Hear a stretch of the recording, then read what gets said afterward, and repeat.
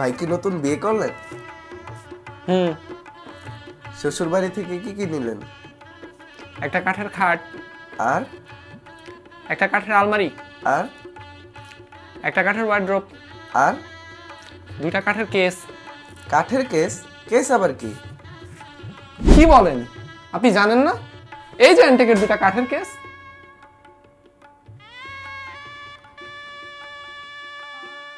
Hello everyone, আপনাদের সাথে আছে আমি রাকিব। আমার সাথে আছে অ্যান্টিকের আজকে একটা দামড়া মার্কা কেস, আর আপনাদের সবাইকে ওয়েলকাম জানাচ্ছি টেকফোগিকে। যদিও আমরা ক্লেম করছি এটা একটা কাঠের কেস, কিন্তু অ্যাকচুয়ালি এটা একটা মেটাল বিল্ডের নর্মাল কেস, কিন্তু এটার ফ্রন্ট প্যানেলটা ডিজাইন করা হয়েছে অ্যাকচুয়াল কাঠ দিয়ে। আমাদের সাথে আছে আজকে অ্যান্টিকের ফ্ল্যাক্স প্রো A10 ফুল টাওয়ার একটি চেসিস।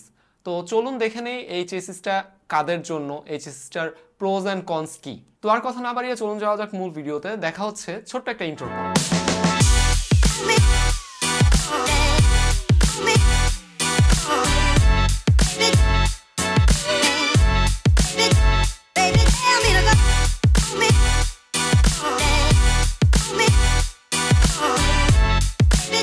তো যেমনটা আমরা বলতেছিলাম, এই কেসটা কাঠের তৈরি। সামনের এই যে প্যানেলটা, এই প্যানেলটাই হচ্ছে অ্যাকচুয়ালি ফুল কাঠের তৈরি। এখানের যে প্যানেলটা, এটা অ্যাকচুয়ালি হচ্ছে একটা ওয়ালনাট উড।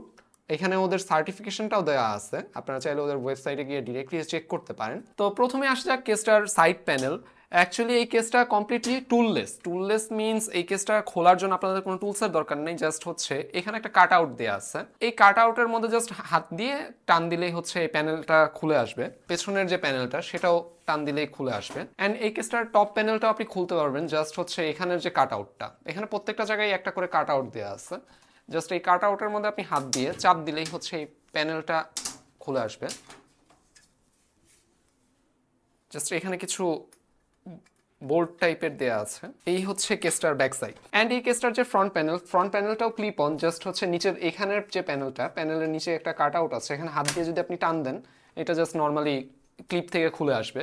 সাইড প্যানেলের নিচের যে প্যানেলটা, আপনি এই প্যানেলটাও হচ্ছে খুলতে পারবেন। জাস্ট নিচের থেকে উপরের দিকে টান দিলে এটা চলে আসবে। অ্যান্ড এই কেসটার নিচে একটা ডাস্ট ফিল্টার দেওয়া আছে, আপনি এটাও খুব ইজিলি রিমুভ করতে পারবেন। অ্যান্ড ডাস্ট ফিল্টারটা একদম ফুল কেসটাই কভার করতেছে নিচের সাইড।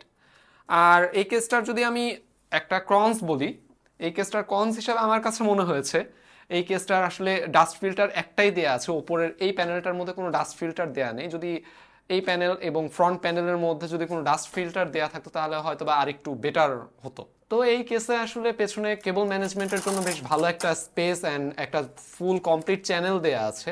অ্যান্ড প্রত্যেকটা চ্যানেলের মধ্যেই আপনারা এরকম ভেলক্রো অ্যাটাচ পেয়ে যাবেন। এই ভেলক্রোগুলো দিয়ে আপনারা আপনাদের যে কেবলগুলো খুব সুন্দর করে কেবল ম্যানেজ করতে পারবেন। এখানে প্রত্যেকটা পয়েন্টে ভেলক্রো দেওয়া আছে। এই সাইডে এখানে একটা, দুইটা, তিনটা, চারটা, অ্যান্ড এই কর্নার দিয়ে হচ্ছে তিনটা ভেলক্রো স্ট্র্যাপ দেওয়া আছে এই কেসে।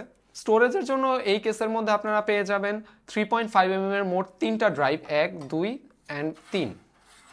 আর যদি আপনারা 2.5 এর যে এসএসডিগুলো আছে সেগুলো যদি আপনারা ব্যবহার করেন, আপনারা এইটার মধ্যে একটা, এটার মধ্যে একটা, অ্যান্ড নিচের এই পোর্শনটার মধ্যে দুইটা, আর এখানে দুইটা এসএসডি আপনারা ইউজ করতে পারবেন। অ্যান্ড এই কেসের মধ্যে কেবল ম্যানেজমেন্টের জন্য বেশ ভালো সুযোগ সুবিধা দেওয়া আছে। এখানে প্রত্যেকটা চ্যানেল করে দেওয়া আছে এখানে অ্যান্ড এখানের যে চ্যানেলগুলো 24 পিন 8 পিন যে কানেক্টরগুলো আছে মাদারবোর্ডের, প্রত্যেকটা কানেক্টরের জন্য এখানে রাবার গামেটও দেওয়া আছে। নিচে দিয়েও যে পোর্শনগুলো আছে এখানেও রাবার গামেট দেওয়া আছে। অ্যান্ড এটার রাবার গামেটগুলোর কোয়ালিটিও বেশ ভালো। এবার আসা যাক এই কেসের পাওয়ার সাপ্লাইয়ের যে ইউনিট। এই কেসে আপনারা পাওয়ার সাপ্লাই দুই রকমভাবে ইউজ করতে পারবেন। এক হচ্ছে আপনি এখানে একটা এই এক্সটেনশন পার্ট দেওয়া আছে, আপনারা চাইলে এই এক্সটেনশনটা দিয়ে আপনারা পাওয়ার সাপ্লাইটা আপনাদের এখানে যেখানে ইচ্ছা সেখানে ব্যবহার করতে পারবেন। যেমন সাপোজ আপনি যদি এখানের পাওয়ার সাপ্লাইটা এইভাবে ইউজ করেন, সেক্ষেত্রে আপনার এই সাইড দিয়ে যে কেবল ম্যানেজমেন্টের জন্য কমপ্লিট ক্লিয়ারেন্স প্লাস হচ্ছে আপনি নর্মালি এখান থেকে কেবলগুলো খুলতে পারবেন, আপনার যে পাওয়ার সাপ্লাইয়ের যে কেবলগুলো। অ্যান্ড আরেকটা ওয়ে হচ্ছে এই ব্র্যাকেটটা যদি আপনি ইউজ করেন, তাহলে আমাদের যে গতানুগতিক স্টাইল আছে পাওয়ার সাপ্লাইয়ের, নর্মাল ভাবে আপনারা পাওয়ার সাপ্লাই অ্যাড করতে পারবেন।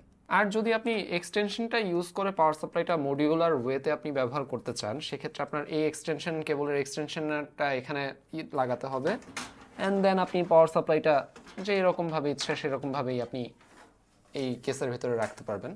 যেহেতু আমি প্রথমে বলছি এই কেসটা কমপ্লিটলি মডিউলার, তো আপনারা এই কেসটার অলমোস্ট সবগুলা প্যানেলই খুলে ফেলতে পারবেন।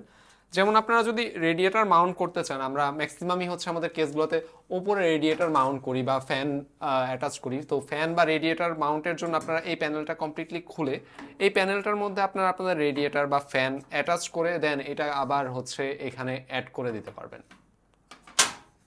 এই কেসের মধ্যে ইনবিল্ট 6টা ফ্যান দেয়া আছে। সামনে আপনারা এখানে দেখতে পাচ্ছেন 3টা 140 এর ফ্যান, পেছনে একটা 140 এর ফ্যান, আর নিচে 2টা যে ফ্যান দেয়া আছে এই 2টা ফ্যান হচ্ছে রিভার্স ফ্যান, অ্যান্ড এই 2টা ফ্যান হচ্ছে 120। আর আপনারা যদি চান এই কেসে নিচে এখানে আরও একটা 120 এর ফ্যান ইউজ করতে পারবেন। আর যে টপ সাইডটা, টপের এই প্যানেলটার মধ্যে আপনারা সর্বোচ্চ 140 এর 3টা ফ্যান ইউজ করতে পারবেন। আর যদি বলি রেডিয়েটর সাপোর্ট, এই কেসের মধ্যে আপনারা টপ সাইডে হচ্ছে সর্বোচ্চ 420 এর রেডিয়েটর ব্যবহার করতে পারবেন, সামনের সাইডে হচ্ছে আপনারা সর্বোচ্চ 420 এর রেডিয়েটর, আর নিচের যে এই প্যানেলটা আছে এই প্যানেলটাও হচ্ছে মডিউলার, আপনারা এই প্যানেলের মধ্যেও সর্বোচ্চ 360 এর রেডিয়েটর ব্যবহার করতে পারবেন। আর যদি আপনারা না চান এখানে ফ্যান ইউজ করতে, তাহলে এইখানের যে এই যে এই ফ্যানগুলা খোলার পরে এরকম আপনারা বক্সের ভিতরে কিছু মেশ প্যানেল পাবেন। এই প্যানেলগুলো হচ্ছে আপনারা এখানে অ্যাটাচ করে দিতে পারেন। অ্যাস্থেটিক মেনটেনের জন্য আপনারা এখানে এই যে মেশ প্যানেল আছে এই মেশ প্যানেলগুলো, আমাদের কাছে আরও একটা কালো কালারেরও কেস আছে, তো ওইটার যে প্যানেলগুলো ওইগুলোই নিয়ে এসেছি। এটা আপনি এখানে জাস্ট ইনসার্ট করে দিলেই হবে। এইখানে আপনি এই 2টা ফ্যানও আপনি খুলে এটা ইউজ করতে পারবেন। এবার আসছে মাদারবোর্ড সাপোর্ট। এই কেসে আপনারা মোটামুটি মাইক্রো ATX থেকে শুরু করে মিনি ITX এবং কি এটা একটা ফুল ATX মাদারবোর্ড, আর আপনারা চাইলে এই ATX মাদারবোর্ডও এই কেসে ব্যবহার করতে পারেন। আর আপনারা যদি এই কেসে আসলে মিনি ITX মাদারবোর্ড ব্যবহার করেন তো ভাই আপনি মানুষ না, আপনি ভাই ড্রাগন। স্পেক অনুযায়ী এই কেসে আপনারা 455 পর্যন্ত জিপিউর ক্লিয়ারেন্স পাবেন।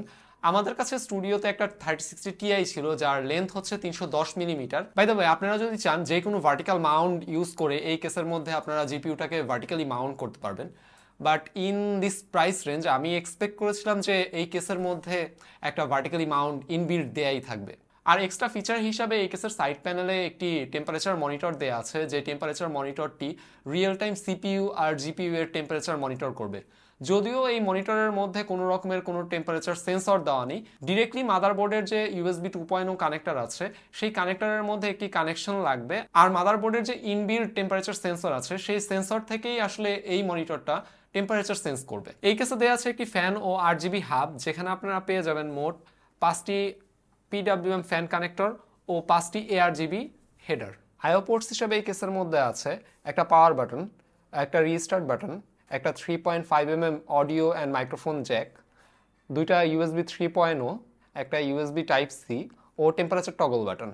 তো এই ছিল আমাদের Antec Flux Pro এর ওভারঅল একটা রিভিউ। কাদের জন্য আসলে এই কেস? যারা আসলে হাই এন্ড একটা বিল্ড করতে চাচ্ছেন বা একটা কাস্টম বিল্ড করতে চাচ্ছেন তাদের জন্য এই কেসটা হতে পারে একটি আইডিয়াল সমাধান, কারণ এটার মডিউলারিটি আর মেইনলি কেসটা হচ্ছে একদম ফুল টাওয়ার একটা কেস, সো স্পেস নিয়ে আপনাদের কোনো রকমের কোনো সমস্যা তো হবেই না। আর এই কেসের তো এক্সট্রা 2টা ভালো ফিচার আপনারা পাচ্ছেনই, একটা হচ্ছে LCD প্যানেল আর আরেকটা হচ্ছে এই কেসের অ্যাস্থেটিক অ্যান্ড বিল্ড কোয়ালিটি নিয়ে তো তারা কোনো কম্প্রোমাইজ আসলে করেইনি। আর এই কেসের যে মেটাল শিট ব্যবহার করা হয়েছে সেটাও খুবই হাই কোয়ালিটির, আর এই কেসের পেইন্টটাও আসলে আমার কাছে খুবই প্রিমিয়াম লেগেছে। অ্যান্ড কেউ যদি অ্যাস্থেটিক মেনটেন করেও আপনারা বিল্ড করতে চান, এই কেসের আসলে 2টা কালার অ্যাভেলেবেল আছে, কালো এবং সাদা, তো আপনারা নির্দ্বিধায় আপনাদের অ্যাস্থেটিক মেনটেন করে একটা কমপ্লিট বিল্ড আপনারা করতে পারবেন। অ্যান্ড অ্যাস্থেটিক্যালিও যদি দেখি এই কেসের সামনের যে প্যানেল এর ডিজাইন এবং সামনের যে উডেন যে একটা টেক্সচার দেওয়া, এই জিনিসটা আপনার বিল্ডে আলাদা একটা ভাইব ক্রিয়েট করবে।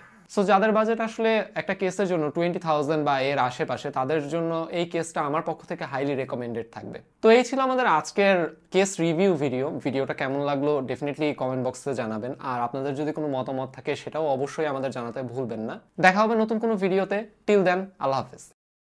কাটেন।